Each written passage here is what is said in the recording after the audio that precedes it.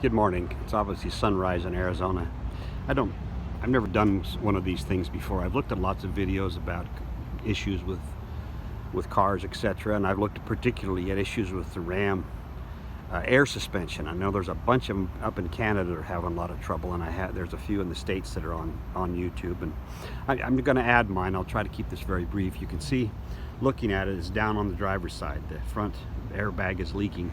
That's the 5th time this year I've had this truck here at Earnhardt Chrysler. Well, their name's not showing anywhere. They're Earnhardt in Gilbert, Arizona. And there's nothing wrong with these people. They work for a company and they do what they do. But I've had five trips for repairs. This is the 5th one sitting here right now. And some of the problems is and I have the extended warranty, the $999,000 lifetime warranty, and so for $100 they fix it each time it fails. So I've spent $400 and we'll spend $500 in 7 months to repair this thing. Each time they'll only repair the part they think is broken, and they might keep it overnight and test it to see if it leaks anywhere else. The result is they've slowly changed both rear bags, and they're getting to the front driver's side airbag, but they're not going to touch the passenger side bag because right this second it doesn't appear to be leaking. The compressor is overheated. When they're leaking, the compressor overheats and shuts down, and they have to reset that. And then perhaps the worst thing from my point of view is the wait. When this is done here, they won't ship the parts like 2-day even or 5-day. It's 7 to 10 days, and in my case so far it's always been 10 days.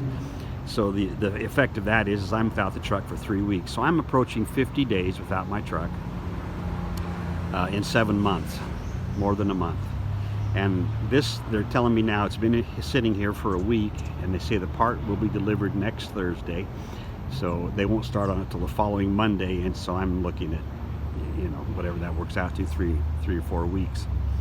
The car rental I'm allowed on the insurance plan is an issue because they allow 5 days, and of course none of these things have been a 5-day, or some have been barely 5-day, but the 3-4 week ones I have to either rent a car and pay for it myself or do something else. So I would not get the air suspension in the Rebel. I like it, but what happens is this: it fails piecemeal, and I know that they'll replace that, and within 3 to 5 weeks I have almost a certainty, I have better than 80% has a certainty that passenger side will fail, or something else will fail like the compressor, and I'll be back here for another 3 to 5 weeks. And I'm going to trade the truck.